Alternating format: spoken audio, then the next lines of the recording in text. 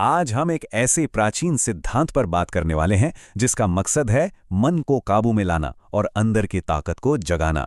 तो चलिए देखते हैं कि ये सब काम कैसे करता है। तो शुरुआत एक ऐसी समस्या से करते हैं जो शायद हम में से कई लोगों को अपनी सी लगे। समस्या क्या है कि भाई मैं कोई एक काम लगातार नहीं कर पाता और मेरा मन शांत नहीं रहता। और यही बेचैनी, यही हमारी आज की पूरी बातचीत का सेंटर पॉइंट है। अब देखिए, किसी भी समाधान को समझने से पहले ये जानना जरूरी है कि आखिर समस्या की जड़ क्या है। तो चलिए पहले ये समझते हैं कि इस अशांति का असली कारण क्या बताया गया है। तो जो मूल विचार यहाँ रखा गया है वो ये है कि एक इंसान के अंदर तीन बहुत जरूरी चीजों के बीच एक सीधा और अटूट कनेक्शन होता है। वो तीन चीजें हैं हमारी जीवन ऊर्जा, जिसे वीर्य कहा गया है, हमारा मन और हमारी प्राण शक्ति। ठीक है, तो अब जरा इस कनेक्शन को, इस संबंध को थोड़ा और गहराई से देखते हैं, क्योंकि इस पूरे कॉन्सेप्ट को समझने की चाबी यहीं छिपी है। तो सबसे पहले यह समझना जरूरी है कि वीर्य का मतलब क्या है। देखिए, इसे सिर्फ एक शारीरिक तत्व नहीं बल्कि एक मूलभूत जीवन ऊर्जा माना गया है। मतलब यही वो एसेंस है जो हमारी शारीरिक, मानसिक और आध्यात्मिक शक्ति की नींव है।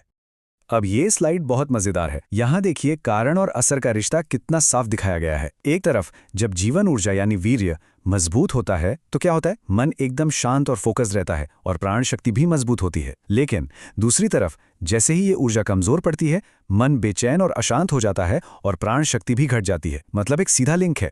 तो अगर समस्या की जड़ कमजोर जीवन ऊर्जा है तो इसका समाधान क्या है? तो यहां पर एक बहुत ही शक्तिशाली अभ्यास, एक प्रैक्टिस का जिक्र आता है, और वो अभ्यास है ब्रह्मचर्य। देखिए, ब्रह्मचर्य को यहां सिर्फ किसी चीज से परहेज के तौर पर नहीं देखा गया है, बल्कि इसे उस जीवन ऊर्जा को बचाने, उसे सहेजने का एक तरीका बताया गया है।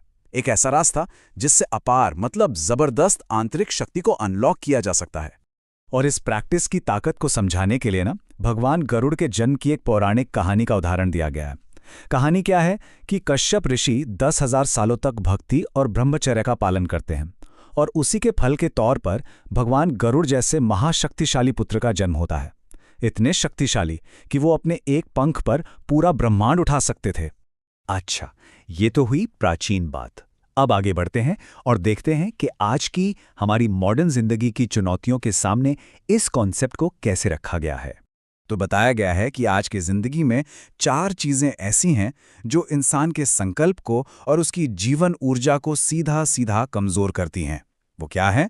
बुरी संगत, गलत खानपान और ऐसी चीजें देखना या सुनना जो मन को दूषित करती हैं। यहां पर एक बहुत सीधी तुलना की गई है।